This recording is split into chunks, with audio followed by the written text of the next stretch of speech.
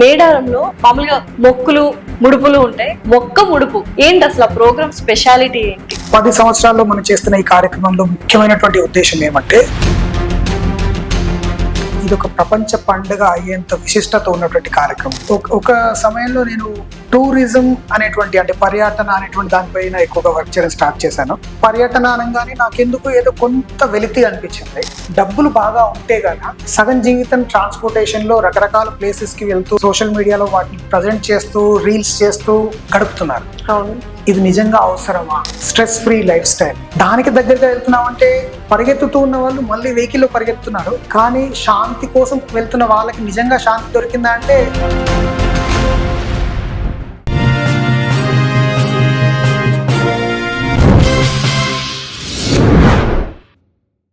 Hi, hello, నమస్తే, welcome to our channel. Madhava సేవా foundation వారు ఆగస్ట్ 26వ తేదీన జన్మాష్టమి సెలబ్రేషన్స్ జరుపుతున్నారు. అందులో భాగంగానే మేడారంలో మొక్క ముడుపు ప్రోగ్రామ్ ని చాలా బ్యూటిఫుల్ గా ఆర్గనైజ్ చేస్తున్నారు. ఆర్గనైజ్ చేస్తున్న వాళ్ళు ప్రస్తుతం మనతో పాటు ఉన్నారు. He's none other than social engineer Anil garu. నమస్కారం అనిల్ గారు. నమస్తే. ఎలా ఉన్నారు? బాగున్నాను. సో నిజంగా చాలా బ్యూటిఫుల్ గా ఉంది. ఇందాక నేను మొత్తం మీ ప్రోగ్రామ్ ఏంటి అనేది తెలుసుకున్నాను. సో వ్యూవర్స్ కూడా తెలియజేయాలనుకుంటున్నాను. మేడారంలో మామూలుగా మొక్కులు ముడుపులు ఉంటాయి. మొక్క ముడుపు ఏంటి అసలు? ఆ ప్రోగ్రామ్ స్పెషాలిటీ ఏంటి? దానికి మన మాధవ సేవ ఫౌండేషన్ అంటే జన్మాష్టమి రోజుకి రిలేషన్ ఏంటి? ముందుగా ఒక 2 మాటలు నేను ఏంటో చెప్తాను. ఇంతకు ముందు తెలంగాణ ప్రజలకు తెలిసినటువంటి విషయమైన వన భోజనాన్ని ఇంకా దిద్దుబాటు చేయాలనేటువంటి ఒక చిన్న నిర్ణయంతో ఈ ప్రయాస అనేది మొదలైంది. నేను ఒక సైకాలజిస్ట్ లా, ఒక ఎన్వైరన్మెంటలిస్ట్ లా దాదాపు ఒక 15 సంవత్సరాల నుండి సోషల్ ఇంజనీరింగ్ చేస్తూ ఉన్నాను. ఈ యొక్క పద్ధతి ఏదైతే కనుక్కున్నామో దీన్ని నేను చాలా గొప్పగా చెప్పగలుగుతాను. ఇది ఒక ప్రపంచ పండుగ అయ్యేంత విశిష్టత ఉన్నటువంటి కార్యక్రమం అని చెప్పేసి. ఎందుకంటే ప్రతి ఒక్కరు మొక్కలు నాటేటువంటి కార్యక్రమాలు చేస్తున్నారు. దాదాపు దేశం మొత్తంలో 54,000 కోట్లు కూడా లాస్ట్ ఒక 10 సంవత్సరాల ఖర్చు కూడా పెట్టారు. నాకు చిన్న విచిత్రం ఏంటంటే ఎంతమందికి ఉద్యోగాలు వచ్చాయి, ఎంతమంది ఆనందాన్ని పంచుకున్నారు, ఎంతమంది తమ యొక్క మనస్తత్వాన్ని బాగా చేసుకున్నారు, ఎన్ని ఊర్లు బాగుపడ్డాయి అనేటువంటి విషయంపై నాకు కాస్త బాధగా అనిపించినప్పుడు ఈ పద్ధతిని నేను మొదలుపెట్టడం జరిగింది. 10 సంవత్సరాల్లో మనం చేస్తున్న ఈ కార్యక్రమంలో ముఖ్యమైనటువంటి ఉద్దేశం ఏమంటే, మన దగ్గర ఉన్నటువంటి అత్యంత గొప్ప బలాన్ని, ఆత్మ బలాన్ని, లేదంటే మన వద్ద ఉన్నటువంటి దైవాంతో ఉన్నటువంటి మన సంబంధాన్ని, అంటే మన భక్తిని మనమే గనక పర్యావరణ హితంగా మలుచుకోగలిగితే అద్భుతమైనటువంటి ఎనర్జీ కానీ మనం చూడొచ్చు. ఈ ఏదైతే మనీ అనేది మనం ఖర్చు పెడుతున్నామో దాన్ని ప్రజలకు ఆనందం వచ్చే విధంగా ఖర్చు పెడుతూ అతి తక్కువ వ్యయంతో ఈ కార్యక్రమాన్ని అద్భుతంగా చేయవచ్చు. అసలు ఈ కార్యక్రమం ఇప్పుడే స్టార్ట్ చేశారా? చాలా ఇయర్స్ నుంచి స్టార్ట్ చేశారు, లేకపోతే దాని గురించి రీసెర్చ్ చేసి ఇలా చేస్తే బాగుండు అనుకున్నారు? ఒక సమయంలో నేను టూరిజం అనేటువంటి అంటే పర్యటన అనేటువంటి దానిపైన ఎక్కువగా వర్క్ చేయడం స్టార్ట్ చేశాను. పర్యటన అనగానే నాకెందుకు ఏదో కొంత వెలితి అనిపించింది. ఎందుకంటే ప్రతి ఒక్కరు ఆనందం కోసం పరుగులు ఎడుతున్నట్టుగా కనిపించింది. ఒకానొక సమయంలో కాశీ వెళ్ళాలంటే ఇంకా ఇతను ఇంటికి తిరిగి రాడు అని చెప్పి అతనికి పూర్తిగా నీళ్లు వదిలేసి గానీ ఇంటి నుంచి పంపించే వాళ్ళు కాదు. ఆ సమయం వేరు. అప్పుడు రవాణాకి సంబంధించినటువంటి ఎలాంటి వ్యవస్థ గానీ లేదు. దాంతో మనకి నిజంగానే వెళ్తున్నారంటే గొప్ప పండగలా అతని ఇంటి నుంచి సాగనంపేవాళ్ళు. అది ఒక రోజు. ఈ రోజు పరిస్థితులు వేరు. ఈ రోజు క్షణాల్లో అనుకుంటారు, రెండో క్షణంలో ఏదో ఒక వెహికల్ ట్రాన్స్పోర్టేషన్ తీసుకుంటారు, కమ్యూనికేషన్ లోనే ఉంటారు, ఆన్ ద వే. దాదాపు డబ్బులు బాగా ఉంటే గాన సగం జీవితం ట్రాన్స్పోర్టేషన్ లో రకరకాల ప్లేసెస్ కి వెళ్తూ రకరకాల ప్రదేశాలను చూస్తూ సోషల్ మీడియాలో వాటిని ప్రజెంట్ చేస్తూ రీల్స్ చేస్తూ గడుపుతున్నారు. నాకు కొంత వెలితి ఏంటంటే, ఇది నిజంగా అవసరమా? అంటే పర్యావరణం మనం చేస్తున్న ఈ పద్ధతి అసలు నిజమైనదేనా, సరైనదేనా అనేటువంటి ఒక ఆలోచన. సో ట్రావెలింగ్ అంటే మీరు ట్రాన్స్పోర్టేషన్ అంటున్నారు, నేను ట్రావెలింగ్ అంటాను. Travelling is a good thing కదా. ఎగ్జాక్ట్లీ. కానీ ప్రస్తుతం నేను ఒక అత్యంత పెద్ద ఏమంటారంటే ఒక పాండోరా బాక్స్ అంటారు, దానిలో అన్ని పాములు ఉంటాయంట. అది ఓపెన్ చేస్తాను. అదేంటంటే క్లైమేట్ చేంజ్. క్లైమేట్ చేంజ్ అందరినీ విపరీతంగా బాధ పెడుతోంది. గత ఎండాకాలం చూసినట్టయితే అత్యంత ఎక్కువగా టెంపరేచర్లు నమోదయ్యాయి. యూపీ ఒక ఎడారి ప్రాంతాన్ని కూడా దాటిపోయే టెంపరేచర్ చూపించేసింది. తెలంగాణలో దాదాపు 400-500 మంది వడదెబ్బకి చనిపోతున్నారు. ఈ విషయాల్ని మనం ఎక్కువగా హైలైట్ చేయట్లేదు. కానీ దానికి నేనేం చేశాను అనొచ్చు. నేను ట్రావెల్ చేస్తున్నాను, నాకేంటి సంబంధం? గమనించాలి. ప్రతి ట్రావెల్ వెనకాల మీరు ఏదో పెట్రోల్, డీజిల్ ఏదో ఒకటి మీరు రిలీజ్ చేస్తున్నారు. మీ యొక్క ఈ కార్యక్రమంలో మీరు పడేసిన వస్తువులు ప్రాసెస్ అవ్వాలి. ఎన్నో రకాలుగా మీరు ఆ వస్తువులకి ప్రొడక్షన్ లో కూడా ఇక్కడ ఒక దగ్గర కార్బన్ ఫుట్ ప్రింట్ అనేది మాత్రం బయట వెళ్తుంది. అయితే గ్లోబల్ సినారీలో చూస్తే దాదాపు 10% గ్లోబల్ కార్బన్ అనేది పర్యాటకం నుంచి వస్తుంది అనేటువంటి విషయాన్ని మనం చెప్తే చాలా మంది నమ్మరేమో. అదేనా వెలితి? ఆ వెలితి చాలా చాలా ముఖ్యమైన వెలితి. ఎందుకంటే ఇది క్లైమేట్ చేంజ్ పరంగా, అంటే పర్యావరణానికి జరుగుతున్న హాని పరంగా ఒక మాట. రెండో మాట ఏంటంటే మానసిక పరివర్తన, ఆనందం, స్ట్రెస్ ఫ్రీ లైఫ్ స్టైల్. దానికి దగ్గరగా వెళ్తున్నామంటే పరిగెత్తుతూ ఉన్న వాళ్ళు మళ్ళీ వెహికల్లో పరిగెత్తున్నారు, కానీ శాంతి కోసం వెళ్తున్న వాళ్ళకి నిజంగా శాంతి దొరికిందా అంటే ఇంకొక పెద్ద question mark. It is still there. I'm saying why, what is this, why don't you plan it? ఎందుకు మీరు దీన్ని పూర్తి స్థాయిలో ఒక ప్రణాళికాబద్ధంగా ఒక కాన్షియస్ థాట్ తో ఎందుకు తీసుకెళ్లారు అనే టైంలో పుట్టిందే ఒక చిన్న ప్రయాస. అదే మన ఈ ప్లాంటేషన్ ఫెస్టివల్. దాని ఇంగ్లీష్ లో చెప్తే కనుక గ్లోబల్ ఆడియన్స్ కోసమనే. అదర్వైజ్ మనం దైవత్వాన్ని ఆపాదించి చెప్పినట్టయితే మొక్క ముడుపు పండుగ. ఈ మొక్క ముడుపు పండుగ అనగానే మీరు అద్భుతంగా చూడొచ్చు. మనకి తెలిసి తెలియకుండానే మన దగ్గర ఉన్న దేవాలయాలే కానీ, మసీదులే కానీ, చర్చ్లే కానీ, గురుద్వారాలే కానీ ప్రపంచం మొత్తంలో గమనించాలి. అంటే అంత భక్తి, అంటే అది మీరు ఈ మిలియన్స్ బిలియన్స్ కాదు, డైరెక్ట్ ట్రిలియన్స్ లో మాట్లాడండి, అంత ఇన్వెస్ట్మెంట్ కూడా జరుగుతుంది. ఇంత ఇన్వెస్ట్మెంట్ ఏంటంటే నేను 300 రోజులు నేను ఉపవాసం ఉంటాను, ఒక పూట తింటాను, but how does it is going to help someone else? అది ఇంకొకరికి మంచిని ఏ విధంగా చేస్తుంది? నీలో మంచితనం నిజంగా పెరిగింది అనేటువంటి దానికి నిరూపణ ఎలా చేస్తుంది? ఆ దానికి మనం ఎప్పుడైతే సమాధానం చేసుకోమో మేబీ వ్యర్థమైన పనులు ఎక్కువగా చేస్తున్నామా అని వస్తుంది. I come back to those 2 points. కాశీకి అప్పుడు వెళ్ళినట్టుగా ఇప్పుడు కాకుండా మీరు చాలా మంది వెళ్ళొచ్చు. దాదాపు మన ప్రపంచం మొత్తంలో చూస్తే 800 కోట్ల పైన ప్రజలు ఈ ఒక్కరోజు మొదలు పెట్టొచ్చు ట్రావెల్. అంటే అన్ని లీటర్ల పెట్రోల్ మీరు ఇమ్మీడియట్ గా 1 డే లో 800 కోట్ల పెట్రోల్ అండ్ అంత కార్బన్ ని రిలీజ్ చేయొచ్చు. So you should be conscious. నా ఆనందం కోసం ప్రయాణం చేస్తాను, ఒక పర్యాటకం చేస్తానంటే మేబీ రీథింక్ చేయాలి. దానికోసం ఏం చేస్తున్నాం, ఓకే ఒక మంచి పద్ధతికి ఆలోచించి ఏదైనా ఒక గొప్ప ఉద్దేశం కొరకు ప్రయాణాన్ని మొదలు పెట్టండి. నేను చెప్పేది ఆ చిన్న విషయం. ఆ గొప్ప విషయం ఏంటి అంటే వెళ్ళిన ఏ ప్రదేశంలో అయినా మీరు చేసేటువంటి ఆ చెడు ఏదైతే ఉందో దానికి కనీసం ఒక 10%, 20%, వీలైతే 100% మంచి చేసి తిరిగి రండి. అదే ఆ మంచి ఏంటి అని మీరు చెప్పండి. ఇప్పుడు ఏంటంటే ప్రతి ఒక్క డెస్టినేషన్ డిఫరెంట్ గా క్యూరేట్ అయి ఉంటుంది. ఎందుకంటే తాజ్ మహల్ లో వెళ్ళిన తర్వాత మంచి ఏం చేస్తాను అంటే మేబీ పక్కనే ఉన్న కల్చరల్ ఇంటర్వెన్షన్ అంటారు కదా, వాళ్ళతో మీరు మమేకమై వాళ్ళని నేర్చుకోవచ్చు అంటారు. కానీ ఎక్కడైతే అతిగా టూరిజం ఆల్రెడీ ఎస్టాబ్లిష్ అయిందో అక్కడ స్కోప్ చాలా తక్కువ. ఎందుకు తాజ్ మహల్ వెళ్ళాక తాజ్ మహలే నా యొక్క మెయిన్ అట్రాక్షన్. దాన్ని చూస్తే నేను సంతృప్తి పడతాను. ఆ ప్రజలు ఎలా ఉన్నారు, రోడ్లు ఎలా ఉన్నాయి, వాళ్ళ కల్చర్ ఏమవుతుంది, నాకేం సంబంధం లేదు. అందుకేమంటే తాజ్ మహల్ మాత్రమే ఎందుకు ఇంత ప్రాశస్త్యం తీసుకోవాలి? మన ప్రపంచంలో ఉన్న ప్రతి ఒక్క మనిషి కూడా ఒక పర్యాటకు సంబంధించిన ఒక వ్యక్తి, ఒక వస్తువే. మనకి ఒక ఆసక్తి ఉంటే సో మనం ఏమంటామంటే తాజ్ మహల్ ని, రెడ్ ఫోర్ట్ ని నేను టచ్ చేయట్లేదు. నేనేమంటున్నాను ఓన్లీ గోల్కొండ, మన చార్మినార్ ని నేను టచ్ చేయట్లేదు. నేనేమంటాను తెలంగాణలో ఉన్న ఎన్ని డిస్ట్రిక్ట్లలో ఎన్ని గ్రామాలు ఉన్నాయి, ఒక్కొక్క గ్రామం యొక్క ప్రాశస్త్యం ఏంటి అది తెలుసుకోవాల్సిన బాధ్యత మనదే కదా. లేకపోతే ఉన్నటువంటి 10 పర్యాటక క్షేత్రాల్లోనే 100 కోట్లు పెట్టడం నిజమేనా? నిజంగా మనుషుల యొక్క జీవితాన్ని ప్రభావితం చేసి మార్చగలుగుతుందా? దానికి సమాధానంగానే ఊహించిందే ప్రతి ఒక్క ప్లేస్ లో కూడా ఎక్కడో ఒక దగ్గర ఒక సాఫ్ట్ ఇన్ఫ్రాస్ట్రక్చర్ ఉంది. మనం ఎప్పుడు చూస్తున్నాం ఏంటంటే బిల్డింగ్లు కట్టాలి, రోడ్లు కట్టాలి, బ్రిడ్జెస్ వేయాలి.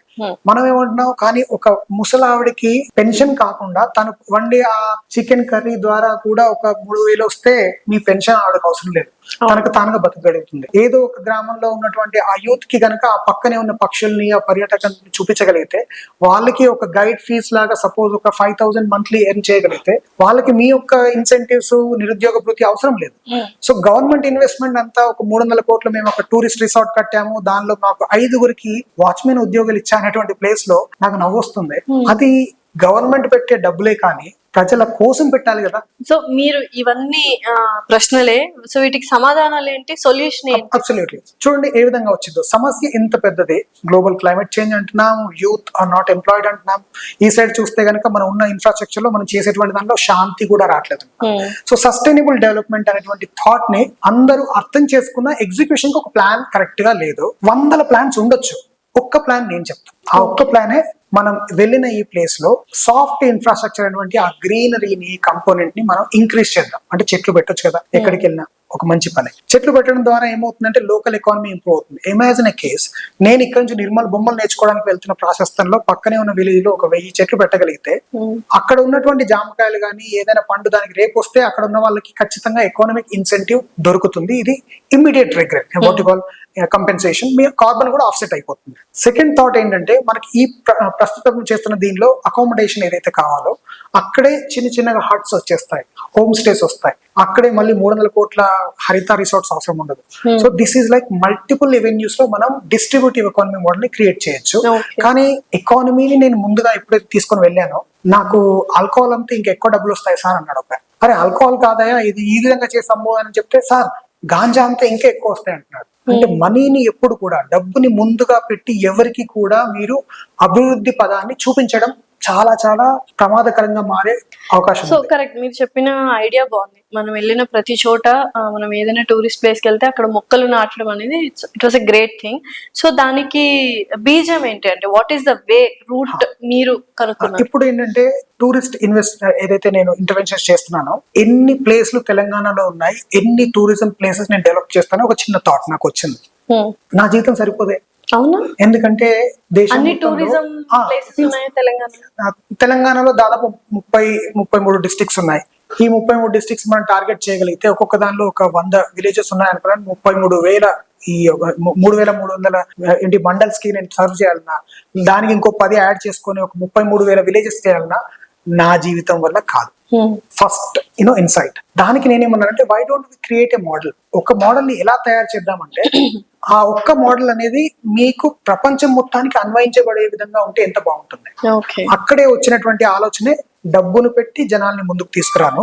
మనకి అంతటికంటే గొప్పనైన ఉద్దేశమైనటువంటి ప్రకృతిని, అంత బలంగా ఉన్నటువంటి ఆ దైవత్వాన్ని మన మనసులో స్థిరీకరించుకున్నప్పుడు డబ్బు యొక్క యావ కూడా తగ్గి మంచి మనిషిలా మారాలి అనేటువంటి ప్రయాస ఎక్కువ అవడం ద్వారా ప్రకృతితో మమేకమై జీవించేటువంటి ఆ జీవనశైలిని అలవర్చుకొని వాళ్ళు శాంతికి దగ్గరగా అవుతూ సస్టైనబుల్ విలేజెస్ ని, సస్టైనబుల్ మండల్స్ ని, స్టేట్ ని చేయగలుగుతారనేది ఒక ఆలోచన.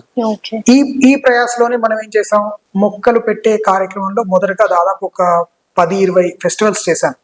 గ్రామాలు కూడా ఈ మధ్యలో ఎవరు కలవట్లేదు, ఒకరికొకరు మాట్లాడుకోవట్లేదు. సిటీలో అపార్ట్మెంట్స్ ఉన్నప్పుడు ఆ కల్చర్ చూసి చాలా సర్ప్రైజ్ అనుకునేది. ఈ మధ్య గ్రామాల్లో కూడా ఎవరు మాట్లాడుకోరు. అందరికి ఒక టూ వీలర్ ఉంటుంది, స్ప్లెండర్ అనేది పట్టుకొని వాళ్ళు తిరుగుతూ ఉంటారు. కలిస్తే మందు పెడితే మందు తాగిపిస్తే నేను వస్తానంటున్నారు. సమ్వేర్ ఏదో మిస్టేక్ జరుగుతుంది. తెలంగాణ కల్చర్ లో మందు ప్రాముఖ్యతని మనం పెంచుతున్నామా, మనం దాన్ని గమనించకుండా అంటే దానికి ఏదైనా చేయాల్సిన విరుగుడు చేయాల్సిన పని కూడా మందే, ఇంకెవరో చేయకూడదు. అందుకే నేనేమన్నానంటే వాళ్ళందరికీ కూడాను మనం ఒక చిన్న ఇన్సెంటివైజ్ చేసే విధంగా భక్తిని ముందు పెడుతూ, పర్యావరణాన్ని ముందు పెడుతూ, ఆ ప్లేస్ లో గ్రామం కలవాలి కదా. గ్రామం కలవాలి అంటే చెట్టు వాళ్ళ ఇంటి వెనకాల పెడితే ఒకటే వస్తుంది, కానీ దానిలో ఆనందం రాదు. చెట్టు పెట్టాలంటే చాలా బోర్ యాక్టివిటీ. ఆ చెట్టు ఎక్కడో పెట్టాలి, చెట్లు ఎక్కడ ఉన్నాయో తెలియదు, సాప్లింగ్స్ ఇప్పుడు కావాలంటే నాకు ఎక్కడో తెలియదు, ట్రాన్స్పోర్టేషన్ చేయాలి, అక్కడ వెళ్ళినాక మట్టి తవ్వాలి అంటే నా చేతులకు మట్టి అంటుకుంటుంది, దాన్ని తవ్వే టూల్స్ కూడా నా దగ్గర లేవు, నీళ్ళు ఎవరు పోస్తారో తెలియదు, ఆవులు వచ్చి తినేస్తాయి, మేకలు వచ్చి తినేస్తాయి, ఫెన్సింగ్ నాకు లేదు. సమ్వేర్ ఇవన్నీ సమస్యలే. సో ఒక గ్రామంలోని ఈ ప్రజల్ని కలపాల్సిన బాధ్యత నేను తీసుకుంటూ గ్రామానికి ఒక పండుగ ఉండాలి అని ఒక చిన్న రచన స్టార్ట్ చేశాను. ఈ రచనలో భాగంగా అందరూ కలిసి ఒక దగ్గర తినాలి, ఆడుకోవాలి, పాడుకోవాలి. సమస్య ఏంటంటే ఎందుకు రావాలి దగ్గరికి? ఆనందం కోసమైనా మళ్ళీ అదే సమస్య. ఆనందం కోసం వస్తే నాకు ఆల్కహాల్ కావాలి, ఆనందం కోసం వస్తే నాకు విపరీతమైన డీజే కావాలి, సౌండ్ పొల్యూషన్ కావాలి. ఆనందంలో వస్తే నేను చాలా రిచ్ గా తయారై పక్కన ఉన్నటువంటి వాడు చాలా పూర్ అని చెప్పేసి గేలి చేస్తూ నేను నా యొక్క పాంప్ చూసుకునేటువంటి ఒక పర్సనాలిటీ వచ్చింది అనుకోండి, కలిసిన దానికి ఒక అర్థమే ఉండదు. అందుకనే చాలా కృతజ్ఞతతో, అంటే చాలా బేసిక్ రిక్వైర్మెంట్స్ తో ఆ ఫెస్టివల్ జరగాలి. అక్కడ ఎలాంటి షో ఆఫ్ కి భాగం ఉండకూడదు, భాగస్వామ్యం మనం ఇవ్వకూడదు. అంటే దానికి కొన్ని రూల్స్ అండ్ రెగ్యులేషన్స్ ఉండాలి. అంటే దానికి ఆ రూల్స్ అండ్ రెగ్యులేషన్స్ ఏంటి? మనం ఈ రోజు కేవలం మన ఊరి గురించి మాట్లాడుకుందాం, మన ఊరి బాగోగుల గురించి మాట్లాడుకుందాం, మన కుటుంబాల గురించి మాట్లాడుకుందాం, మనం ఎంత సామరస్యంగా సఖ్యతతో ఉంటున్నామో వాటి గురించి మాట్లాడుకుందాం, మన పిల్లల యొక్క శాంతి కోసం, వాళ్ళ యొక్క మంచి భవిష్యత్తు కోసం ఉన్నటువంటి సమస్యలు ఏంటి, వాటికి పరిష్కారాలు కలిసికట్టుగా ఏం చేయగలుగుతాం. అంటే ఒక సిలబస్ కూడా మనమే ఇద్దాం. ఇది ఒక్కడ దాకా చాలా క్లియర్ గా ఉంది. ఇది నేను చేస్తున్నప్పుడు ఏంటంటే 10-20 20 విలేజెస్ చేసేసరికి నాకు ఉన్నటువంటి శక్తి సన్నగిలడం స్టార్ట్ అయింది. ఎందుకంటే ఎంత రిసోర్సెస్ నేను ట్రై చేస్తాను, ఎంతకాలం ఒక విలేజ్ వెనకాల నేను చేయగలుగుతాను. ఏదైనా ఒక వ్యవస్థ దీన్ని నా నుండి తీసుకోవాలి.